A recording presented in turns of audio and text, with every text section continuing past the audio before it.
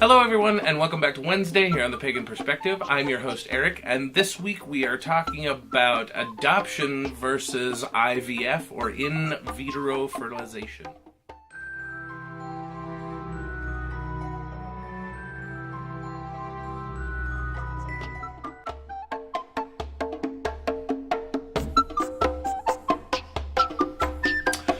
Hi, my name is Eric, and I have opinions.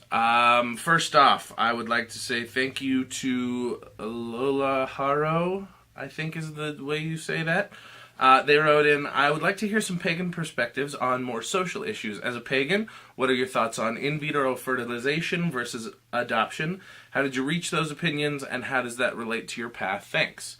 Well, I don't know if it was a misread on Kara's part as to yesterday's video with the abortion issue. I'll cover that really super fast. Due to the fact that I have a penis, I feel that I have an opinion that I can share, but no actual weight in the choice between abortion or keeping a child. That is it. I think I happen to agree with her in the right to choose arena. The fact that you should be able to choose should be a thing.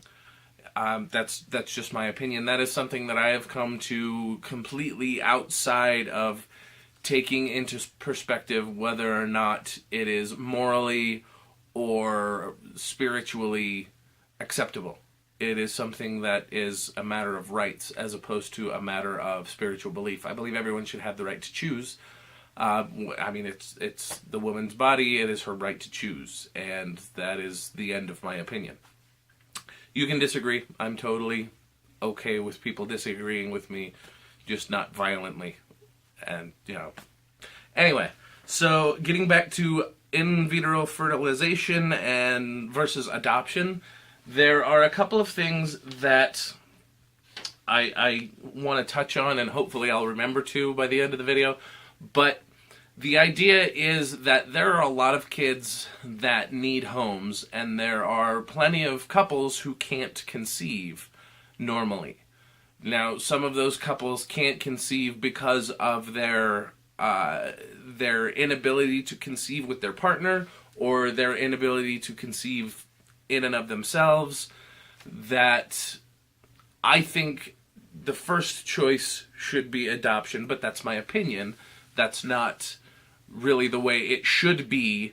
I think that is what I would do first. If I could not have kids, I would probably go the route of adoption versus, spending all the time and money and effort and just frustration of going through in vitro fertilization, hoping that I could have my own kids.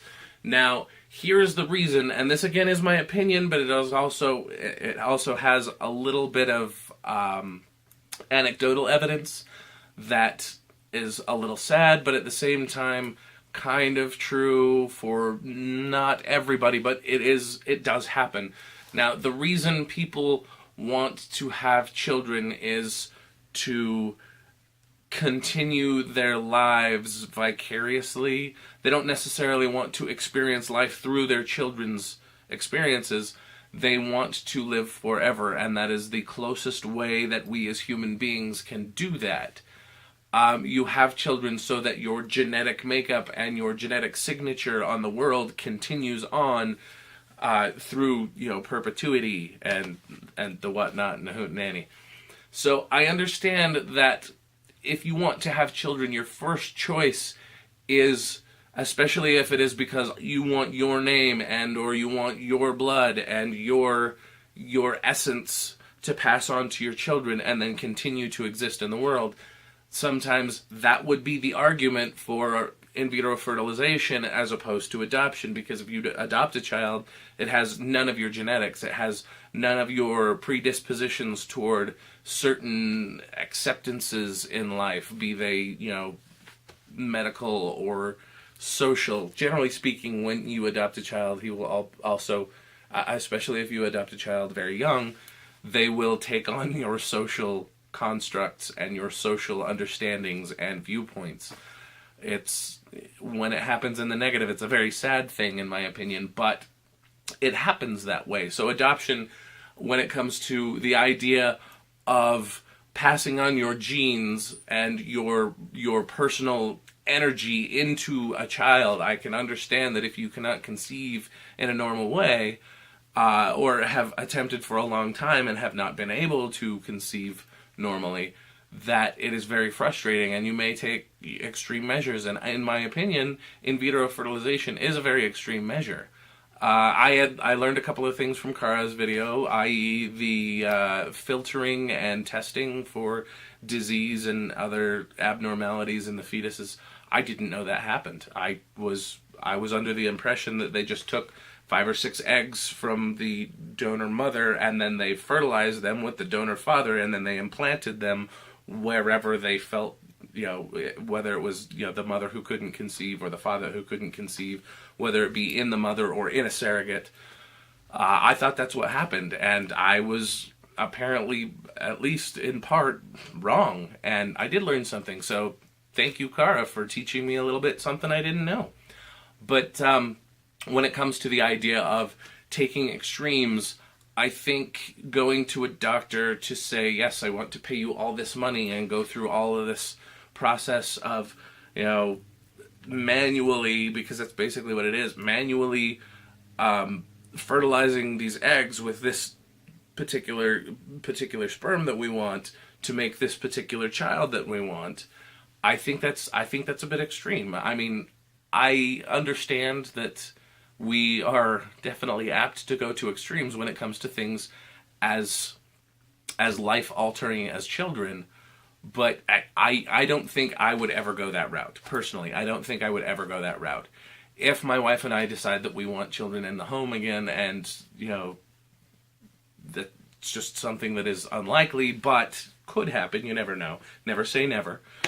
But I think as opposed to getting because I have been medically sterilized. I've had a vasectomy. I know you guys didn't really need to know that, but if we decide that we want to have children, there are a couple of routes we can go. One of those routes that we will discuss, if that ever happens, will be adoption first, as opposed to go through this terrible medical process of having my vasectomy reversed, because it's a lot easier to take apart than it is to put back together.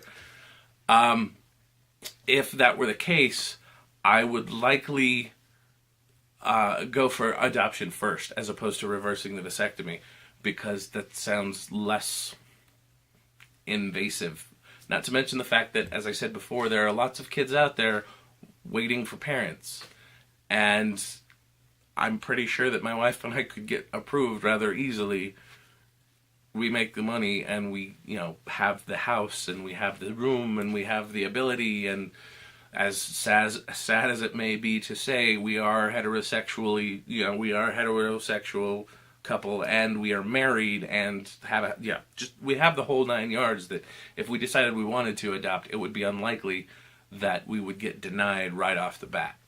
Anyway, so I guess what I'm saying is, when it comes to abortion, I think the choice is a necessary thing to have, and the choice is not mine to make.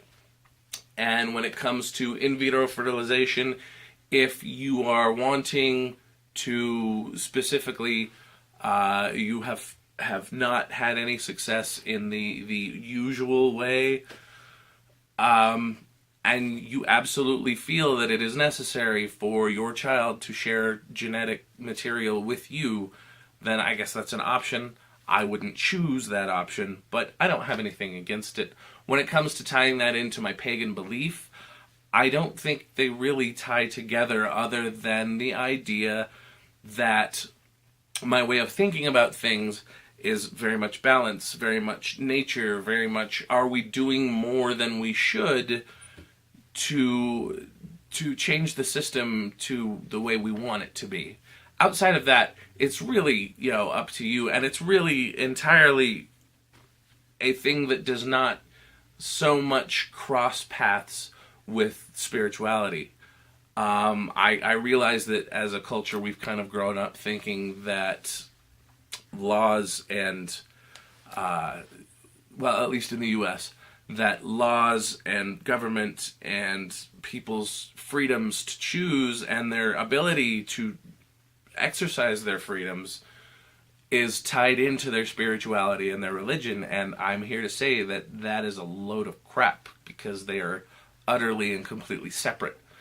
Now, this is the last week for the Pagan Perspective regular hosts political month. I hope you guys have enjoyed it. I'm looking forward to next week's subs videos, because that topic is also pretty awesome. You're going to have to wait for that, because no spoilers here.